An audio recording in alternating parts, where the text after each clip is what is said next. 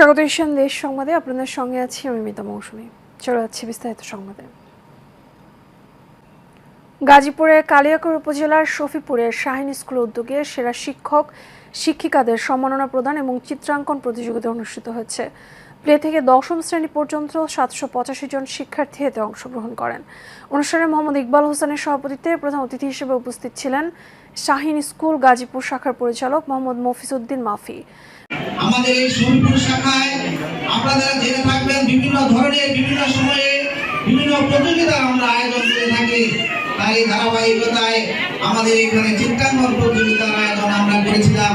এই চিত্রাঙ্কন প্রতিযোগিতায় যারা অংশগ্রহণ করেছে প্রত্যেককে প্রতিষ্ঠানের পক্ষ থেকে আন্তরিক অভিনন্দন এবং ধন্যবাদ জানাচ্ছি। যারা জয়ী হয়েছে বিজয়ী হয়েছে তাদেরকে আন্তরিক অভিনন্দন এবং ধন্যবাদ জানাই। আসলে জয় পরাজয় একটা জীবনেরই অংশ। আমরা একটি গান সকলে জানি যে হার জিত চিরদিন থাকবে, তবু এগিয়ে যেতেই হবে, বাধা বিঘ্ন না পেরিয়ে বড় হয়েছে কে কবে, হার জিত চিরদিন থাকবে।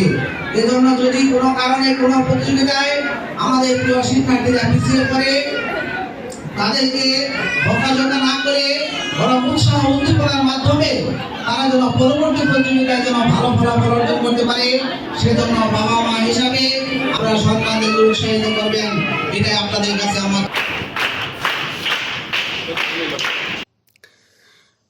প্রধান অতিথির বক্তব্য শেষে বার্ষিক চিত্রাঙ্কন প্রতিযোগিতা ট্যালেন্ট সার্চ 2024-এর ফলাফল প্রকাশ ও প্রথম, দ্বিতীয় ও তৃতীয় স্থান অধিকারী শিক্ষার্থীদের মাঝে পুরস্কার বিতরণ সহ শিক্ষার্থীদের উৎসাহ প্রদানের জন্য সর্বমোট 785 জন শিক্ষার্থীর মাঝে সান্ত্বনা পুরস্কার প্রদান করেন। পরে শিক্ষক শিক্ষিকাদের মাঝে শ্রেষ্ঠ শিক্ষক সম্মাননা 2024-এর ক্রেস্ট প্রদান করেন।